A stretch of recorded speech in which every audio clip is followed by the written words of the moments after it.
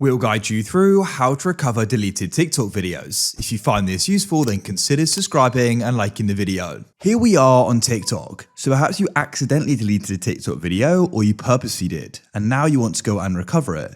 We're going to guide you through the steps of how this can be done. So when you go and delete a TikTok video, you've got a certain time frame to go and recover it in. We'll guide you through this, but if it goes beyond that time frame, it will be permanently deleted. But the time frame is quite long, so we'll guide you through what you need to know. So to go and get started, I'm going to go and delete a video to go and show you we can then go and recover it and restore it again. So let's come on to this video here, let's say. I'll press the three dots in the bottom right, then I'll scroll along at the bottom and we can go and find the option for delete, tap there and then confirm the decision. So now it's been deleted and you want to go and get it back. So to go and get started with this, you need to come to the profile page. So tap profile in the bottom right. Next, you need to go to the top right and you'll go and find the three lines like so, and it'll then go and open up. You need to come into the personal tools section and you need to go and find the option for activity center. So you can go and access it here. You want to go and click on it.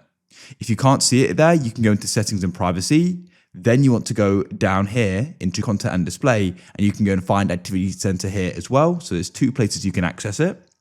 Now in here, you need to go down. Near the bottom, you'll go and see the option for recently deleted. As you can see, you want to go and tap there.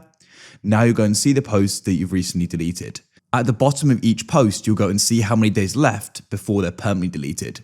So you can go and see the most recent one has got 30 days left. So I have got a bit of time here, but then to go and get it back, you can go and tap on it. And at the bottom, you'll see the option for restore. So you can press restore and people will then be able to view and interact with it again. So I'll press that and I'll then go and say restored.